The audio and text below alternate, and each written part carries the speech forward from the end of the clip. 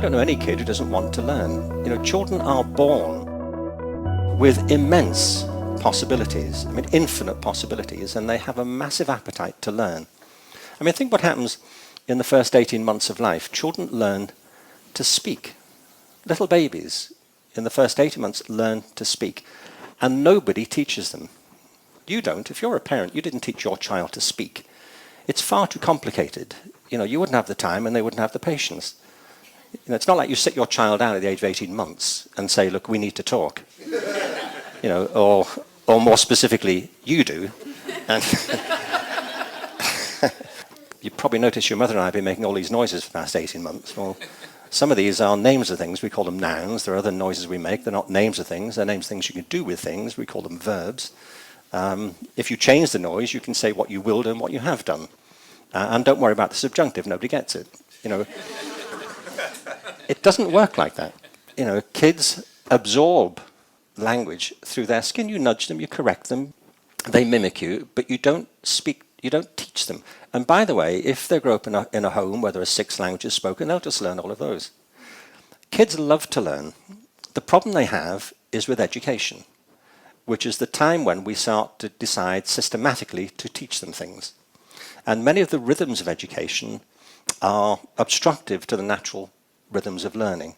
So my premise is that children are born with immense natural capacities. They have a tremendous appetite to learn, and education has become the problem. And I'd love to know what Sadhguru has to say about this. I have addressed education in 3 different dimensions, which people around me are still trying to grasp why these 3 different things. There is one form of education which is called Isha Vidya. I think they might have showed something about that.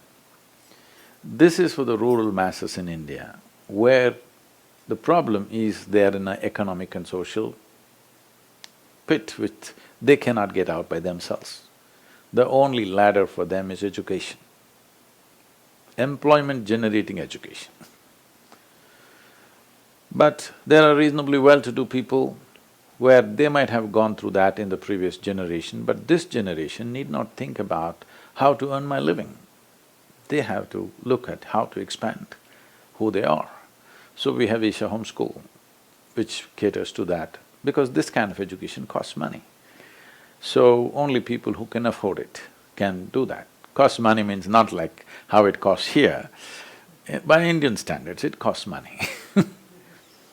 And there's another form of education where people are not interested in serving this machine or that machine, they want individuals to blossom. So we have Isha Samskriti, where there is no academic education of any kind. They only learn music, dance, art, Sanskrit language, Kalari, which is the mother of all martial arts, and yoga, English language as a passport to the world. So these children are a treat to watch. This is how children should have been. Just to give you a glimpse of what it is, at the age of 15, for 3 years they go into monastic life. Compulsorily they must go on, compulsorily they must come out at 18. They cannot continue. This is for discipline and focus. So I was to initiate these 15-year-olds, and these 60 days they are going through, from morning 3:30 to 9 in the evening, they are going through almost 8 hours of meditation, varieties of sadhana, completely silent for 60 days. 15-year-old kids, totally silent. So I want to see how they are, and I go there at 3:30 in the morning to see them.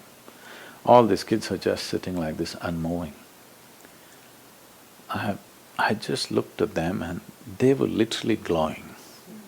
I sat there and wept because I have never seen children like this in my life. Definitely I was not like this when I was 15. I was nowhere near what they are today. But you can't make the entire world like that.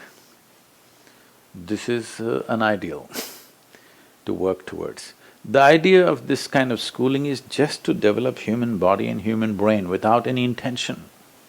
Without any intention as to what they should become. They can become whatever they want. Only thing is, human body and human mind should grow to its fullest capability, and attention is the main thing. An indiscriminate and unprejudiced attention is what we're trying to evolve in the children, that they learn to pay attention to everything the same way, that you don't divide the world as something as good and something as bad, something high, something low, something divine, something devil, something filthy, something sacred. No, you learn to pay the same attention to everything. This is the fundamental of this form of education.